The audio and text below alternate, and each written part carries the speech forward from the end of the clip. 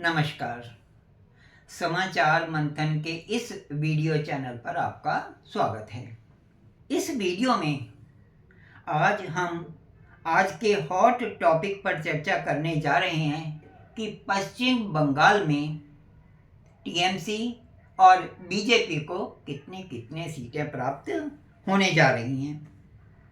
कल अर्थात 4 मई को वास्तविक परिणाम क्या होंगे, हम सबको इसकी उत्सुकता तो है, लेकिन आज जिन तर्कों के साथ हम ये विश्लेषण लेकर आए हैं, उम्मीद है आप उस विश्लेषण से सहमत होंगे। दिख रही तालिका में 2021 के चुनावी आंकड़े हैं। यूं तो 2021 में कुल 7,34,14,746 रजिस्टर्ड वोटर्स थे, लेकिन 2026 से तुलनात्मक सुविधा के लिए इस संख्या को हम 100 मान रहे हैं।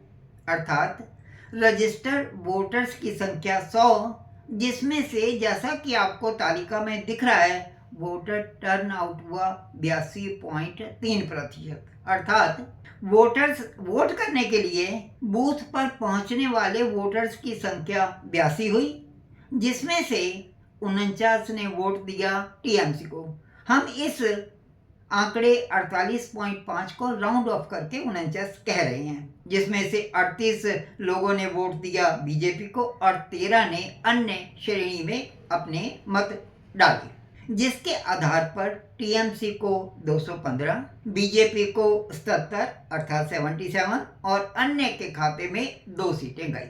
लेकिन चुनाव आयोग के एसआईआर एवं डिजिटल डिस्क्रिपेंसी ऐप जैसी अलोकतांत्रिक प्रक्रियाओं के कारण रजिस्टर्ड वोटर्स की संख्या पिछले चुनाव 2021 के मुकाबले 100 से घटकर रह गई मात्र 90, जिससे जन आक्रोश पैदा हुआ और लोगों ने केंद्र सरकार को सबक सिखाने का मन बना लिया, जिसके कारण इस बार लोगों ने जमकर मतदान किया और मतदान की संख्या 82.3% से बढ़कर हो गई 92.7%।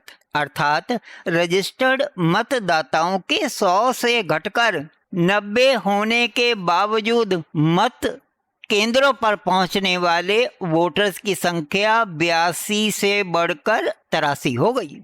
पिछले इन 4-5 महीनों में से मोदी सरकार का एप्स्टीन फाइल के साथ नाम जोड़ना, अमेरिका ईरान युद्ध में मोदी सरकार की गलत रणनीति, नारी वंदन योजना में बीजेपी के खोखले दावों के कारण बीजेपी की लोकप्रियता में कमी आई, जिसके चलते ऐसा प्रतीत हो रहा है कि बीजेपी के वोट प्रतिशत में कम से कम 2% की गिरावट आ सकती है। उसी प्रकार अन्य के खाते में आए 13.1% वोट में से 2% मतदाता ममता दीदी के साथ जुड़ सकते हैं, जिसके कारण वोट करने पहुंचे 83% या 83 मतदाताओं में से 53% वोटर जुड़ेंगे टीएमसी के साथ और बीजेपी के साथ जुड़ेंगे 36%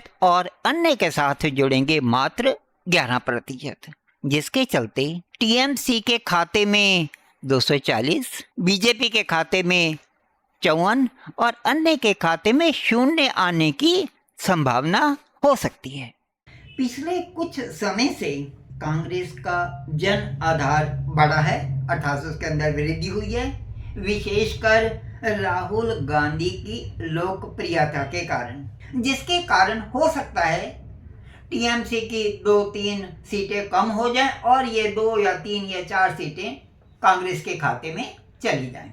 आपको हमारा ये वीडियो कैसा लगा, कमेंट्स द्वारा हमें अवगत कराने की कृपा करें। धन्यवाद।